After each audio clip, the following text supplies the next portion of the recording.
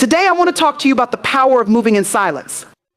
Now, let me remind you, everything you do, everything you plan, doesn't need a public announcement. Every battle you face, every victory you seek doesn't require the crowd's validation or applause. There is a sacred strength in moving quietly, guided by God and anchored in his promises. Let me take you to the book of Nehemiah. When Nehemiah felt the burden to rebuild the walls of Jerusalem, he didn't jump on the first platform to share his plans. No, Nehemiah prayed. He sought God's direction in the privacy of his heart. When he arrived in Jerusalem, do you know what he did first? He inspected the broken walls alone in the silence of the night. No fanfare, no announcements, just him and God. Why? Because Nehemiah understood that not everyone will understand your mission. Not everyone will celebrate what God has called you to do. In fact, some will mock, others will doubt, and still others may actively work against you. But when you move in silence, when you allow God to direct your steps instead of people's opinions, you safeguard the sacred.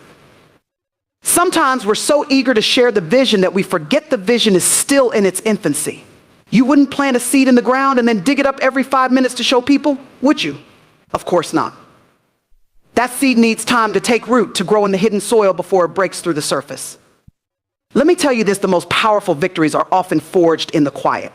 The battles you fight on your knees, the strategies whispered in your spirit by the Holy Spirit, the patience to wait on God's timing, these are the moments that prepare you for public impact. When you move in silence, you don't just protect the vision, you protect your heart. You shield yourself from unnecessary distractions and discouragement. And when God finally brings the vision to fruition, it will be undeniable that it was him, not your charisma, not your connections, not your cleverness, just him. So what does this look like practically? Pray first, act second. Before you share anything with anyone, take it to God. Let him clarify the vision and refine your motives. Discern your audience. Not everyone is ready or able to handle what God has placed in your heart. Be selective about whom you confide and choose people who are spiritually mature and genuinely supportive. Trust the process. Just because no one sees the work doesn't mean the work isn't happening. Stay faithful in